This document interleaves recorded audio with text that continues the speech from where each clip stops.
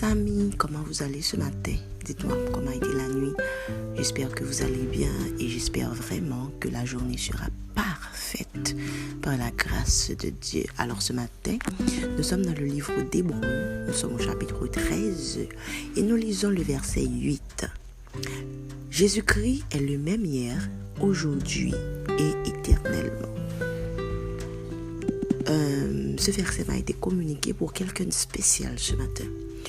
Ce matin, le Seigneur me dit de te dire en particulier de reprendre avec tes lectures bibliques.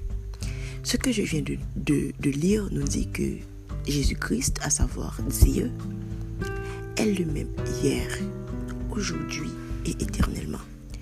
Il m'a dit de te dire en particulier pourquoi tu ne comprends pas le Jésus-Christ d'aujourd'hui. C'est parce que tu n'as jamais cherché à connaître le Jésus-Christ d'hier. Peut-être qu'aujourd'hui, tu entends parler vaguement de Jésus-Christ. Peut-être qu'aujourd'hui, tu sais qu'il peut faire des choses, mais tu ne sais même pas jusqu'où il peut arriver. Il y a une seule façon de savoir le Jésus-Christ d'hier. Alors, va prendre ta Bible. Tu avais commencé, mais par contre, je ne sais pas pourquoi, tu as relâché dans ta dévotion, dans ta lecture biblique. Dieu veut que tu le connaisses davantage. Donc, si c'est toi, va reprendre ta Bible ce matin.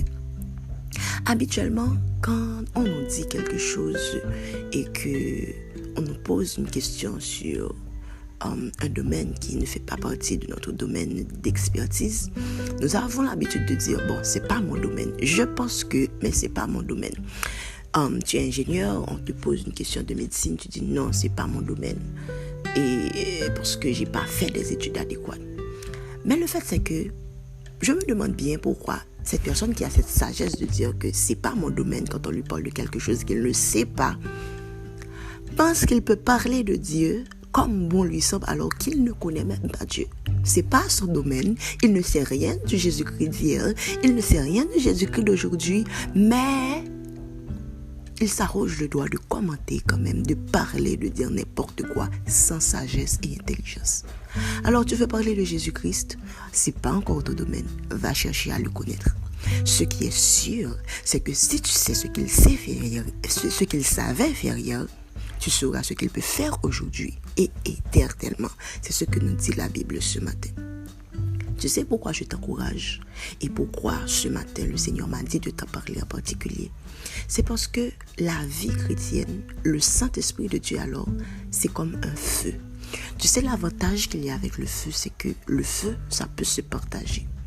Peut-être que ce matin, tu as besoin que quelqu'un te donne de son feu, te transmette de son feu pour que tu puisses à nouveau briller ce matin.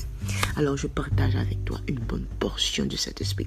Je partage avec toi la discipline de Dieu dont tu as besoin pour reprendre avec tes bonnes habitudes de lecture et de méditation biblique. Le Seigneur veut t'aider.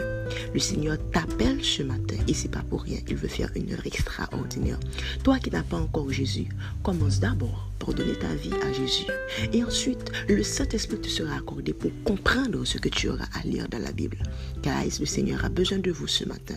Je vous encourage fortement à faire une bonne marche avec lui. Passez une bonne journée. Que Dieu vous bénisse.